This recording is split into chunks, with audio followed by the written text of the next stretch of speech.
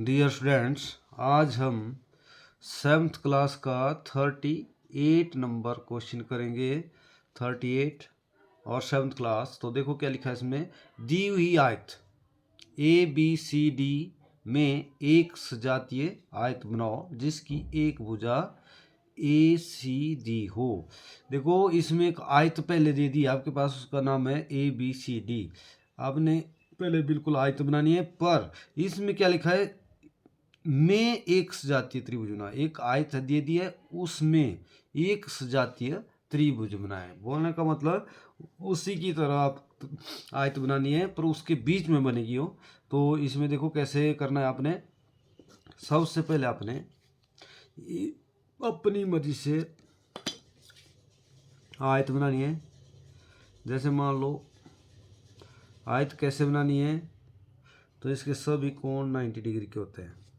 ठीक है, तो आपने सेट स्क्वायर द्वारा जल्दी बना देनी है आयत। इसका एक एंगल 90 डिग्री का होता है, इस तरह और इस तरह। दूसरी तरफ भी आपने 90 डिग्री का एंगल बना देना है। सॉरी, इस तरह आपने दोनों तरफ सेट स्क्वायर द्वारा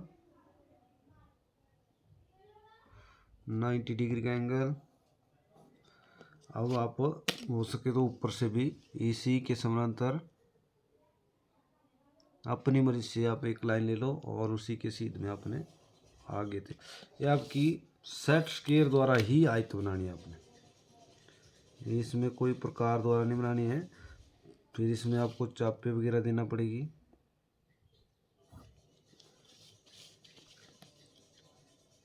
नाइन्टी डिग्री के एंगल बनाना पड़ेंगे, इसलिए आपने इस तरह, इसका नाम आपने बड़े शब्दों में ABCD,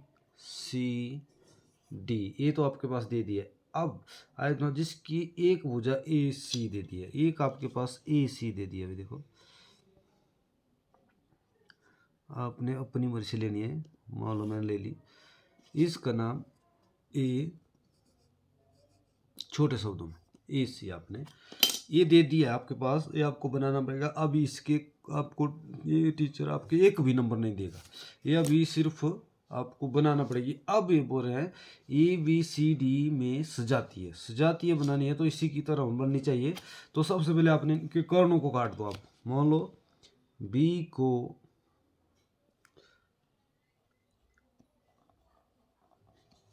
D के साथ छोटे छोटे डॉट लेने आपने, और A को C के साथ,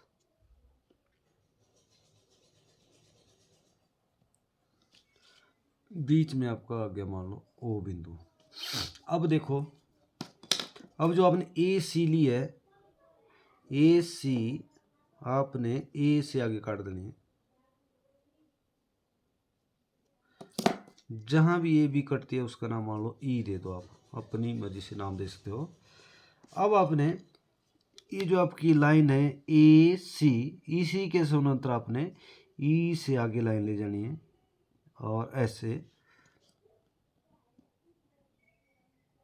ऐसे ये आपने समानांतर लाइन ले जानी है E से, जो कि आगे आपकी मान लो एक जो आपकी कर्ण काटा है उसके साथ कटेगी। तो इसका नाम आपने मान लो F दे दिया। मैंने F दे दिया।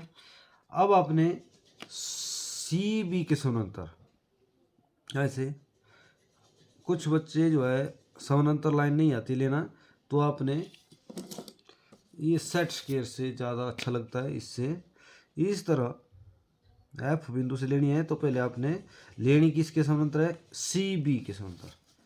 तो आपने CB के सीध में अपना सेट स्क्वायर रखना है, और उसके ऊपर आपने ऐसे पीछे चलाना है गाड़ी की तरह, और इधर और यहाँ से F बिंदु से आपने दानेदार लाइन ले लेनी है ऊपर। इसको पक्का ले लो आप। ठीक है, F बिंदु कैसे आया, जो आपकी AC के बराबर है। अब फिर से आपने जो आपका डी सी और ये डी सी है, इसके समांतर आपने जो आपका बिंदु आ गया, मान लो इसका जो कर्म को काटता है उसका नाम एच डाल दो। अब फिर से आपने सेट स्क्वायर द्वारा ही लेनी है, क्योंकि आप जो है अगर ऐसे लेंगे, देखो आपने सी और डी के समांतर लेनी है, तो देखो इस तरह स्केल रख दिया, ये सेट स्केल रख लिया, इसके पीछे इसको रखो और ऐसे पीछे ले जाओ, और एच बिंदु पर जहाँ पहुँचता है वहाँ से आपने ऐसे इसको पकड़ लो और इसका नाम मान लो एल डाल दिया आपने, अपनी मर्जी से नाम डाल दें जहाँ भी आपका कर्ण को काटती है ना। अब इसी तरह आपने इसी के समांतर लेनी है ए डी के समांतर, तो आपने इस तरह ऐसे और नीचे स्केल, और स्केल को आपने ऐसे पीछे लेते जाना है और एल तक पहुंच जाएगा, तो एल से नीचे लाइन, ये हो गया एल। अब जो भी आपने एल से नीचे लाइन लगाई, जो आपकी कर्ण दूसरे कर्ण को काटती है, उसका नाम लिया आपने के। अब के और एफ को मिलाओ,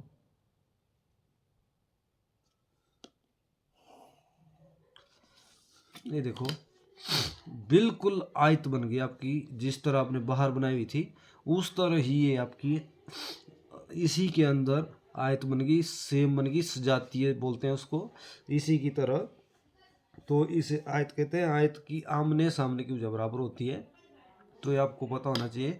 जो आयत की डेफिनेशन नहीं कर पाता वो इस क्वेश्चन को नहीं कर पाएंगे भाई, इसलिए आपने आयत जो है इसकी आमने सामने की भुजा बराबर होती है, और आयत में बनानी है ये, इसमें भुजा दे दी थी आपके पास, तो अब इस तरह आपने इसको करना है और बिल्कुल आसान है। Thank you.